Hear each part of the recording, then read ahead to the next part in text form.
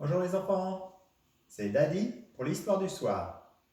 Et ce soir, c'est l'histoire de Marlaguette. Elle s'appelait Marie-Olga, mais on disait Marlaguette pour faire plus court et aussi plus gentil. Un jour qu'elle était allée cueillir des champignons dans les bois, une grosse bête sauta sur elle et l'emporta pour la manger. Une grosse bête grise avec des oreilles pointues, une gueule rouge, bref, un loup. Elle se débattait, Marlaguette, dans la gueule du loup, et le loup qui courait toujours en était tout gêné. Si bien qu'en arrivant à sa caverne, il se cogna le front à la roche qui en faisait le toit. « Oulaou !» cria-t-il en tombant de côté. Marlaguette tomba aussi, mais elle se releva vite. « Bien fait !» cria-t-elle en faisant la nique au loup. Mais le loup ne bougeait plus. Il avait l'air bien malade, avec une grosse bosse au front, une écorchure et un petit peu de sang qui en coulait. Maintenant, Marlaguette le regardait et sa colère tombait.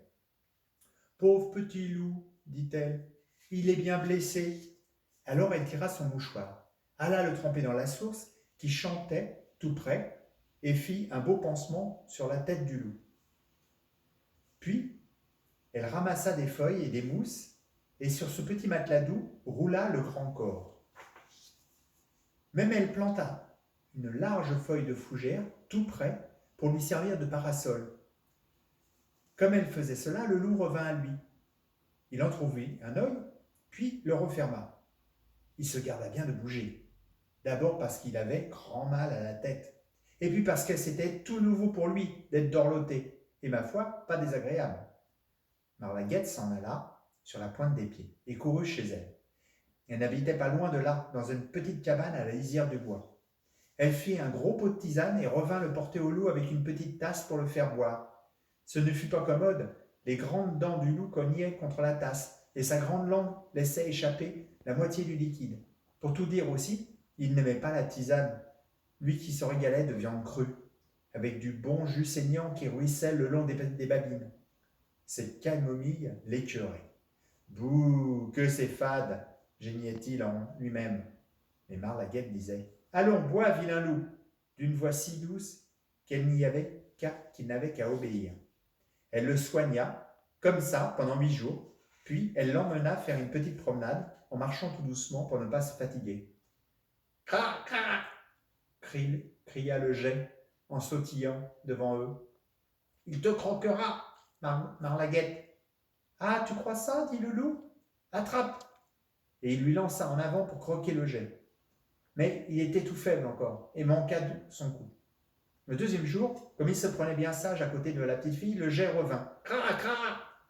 Marlaguette, il te croquera !»« Menteur !» cria le loup. Et pour le punir, il se lança en avant et cette fois il croqua le geai, qui fut bien furieuse. Marlaguette, elle donna au loup une sérieuse fessée et ne lui parla plus du tout de la promenade. Et quand ce fut l'heure de rentrer chez elle, elle ne lui serra pas la patte. « Je ne le ferai plus, » dit le loup en reniflant, le cœur gros. Il avait l'air si repentant qu'elle lui pardonna. De fait, à partir de ce jour, il ne mangea plus une seule bête vivante. Dans la forêt, cela se sut vite. Les oiseaux ne s'envolèrent plus quand ils passaient sur les chemins. Et les petites souris vinrent caracoler jusque sous son nez. Il en avait l'eau à la bouche, mais il trottait sagement à côté de Marlaguette, les yeux fixés sur son doux petit visage pour échapper à la tentation. Mais alors, qu'est-ce qu'il mangeait ? Des framboises, des myrtilles, des champignons, des herbes, du pain que lui portait Marlaguette. Hélas, à ce régime, il s'anémia. Un loup n'est pas végétarien, il faut qu'il mange de la viande. Son estomac est fait pour ça. Ce fut un vieux bûcheron qui le dit à Marlaguette. Il est en train de mourir, ton ami loup. Marlaguette pleura beaucoup. Et puis, elle réfléchit toute une nuit. Et puis, au matin, elle dit au loup, « Je te délie de ta promesse. Va vivre au fond des bois comme vivent tous les loups.